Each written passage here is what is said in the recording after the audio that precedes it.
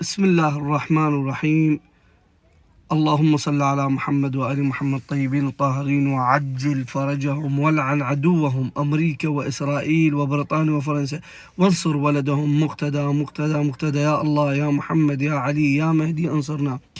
أتقدم بخالص التبريكات إلى مقام سيدي ومولاي صاحب العصر والزمان عجل الله تعالى فرجه والمراجع العظام بحلول عيد الفطر المبارك. عاد الله وإيانا عليكم بالانتصارات واليمن والبركات ونصرة لآل محمد أينما يكونون.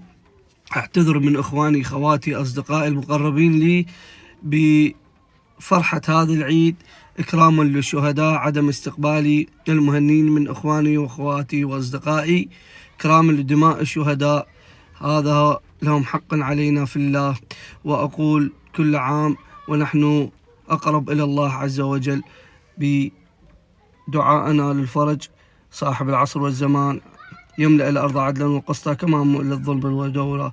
وأقول اللهم كل وليك الحجة ابن الحسن المهدي صلواتك عليه وعلى آبائه في هذه الساعة وفي كل ساعة وليا وحافظا وقائدا وناصرا ودليلا وعينا حتى تسكنوا أرضك طاعة وتمتعوا فيها طويلة. وهب يا ربنا رأفته ورحمته ودعاءه وخيره برحمتك يا أرحم الراحمين. اللهم اكحل ناظري بنظرة من إليه وعجل فرجه، وانصر إخواني المرابطين المجاهدين من سرايا السلام والحشد الشعبي وأخواننا في لبنان في إيران، انصرهم على القوم الكافرين. وآخر دعوانا أن الحمد لله رب العالمين والصلاة والسلام على أشرف الأنبياء والمرسلين وأبي القاسم وآله الطيبين الطاهرين.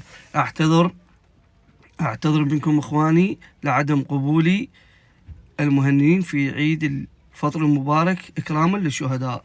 خادمكم أبو طيبة هشام الموالي.